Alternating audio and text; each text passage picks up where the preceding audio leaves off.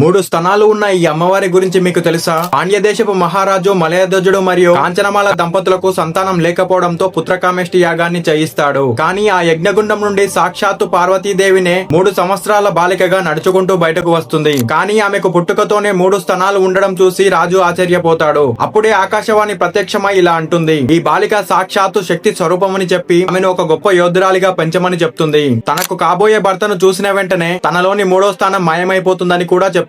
రాజు ఆ బాలికకు మీనాక్షి అని పేరు పెడతాడు. మీనాక్షి అమ్మవారు యుద్ధ విద్యల్లోనూ ఆరితేరి తన తండ్రి తర్వాత సింహాసనాన్ని అధిష్టిస్తుంది. తర్వాత భూలోకమంతా జయించి ఇంద్రుణ్ణి ఓడించి వైకుంఠానికి వెళ్లి శ్రీ మహావిష్ణువును తన ఆధీనంలోకి తెచ్చుకుంటుంది. చివరిగా కైలాస పర్వతంపై దాడి చేసి అక్కడ ఉన్న నందిని శివగణాలను ఓడించి సాక్షాత్తు పరమశివుడి ముందు నిలబడుతుంది. పరమశివుడితో యుద్ధానికి సిద్ధమైనప్పుడు మీనాక్షి అమ్మవారు ఆయన కళ్ళలోకి చూడగానే ఆమెలోని 3వ స్థానం మాయమైపోతుంది.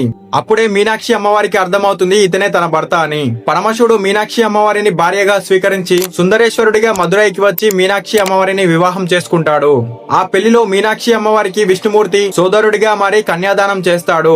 నేటికి మధుర మీనాక్షి అమ్మవారి ఆలయంలో మొదట అమ్మవారికి పూజలు జరిగిన తర్వాతనే స్వామివారికి పూజలు జరుగుతాయి. అందరూ జై మీనాక్షి మాత అని కామెంట్ చేయండి.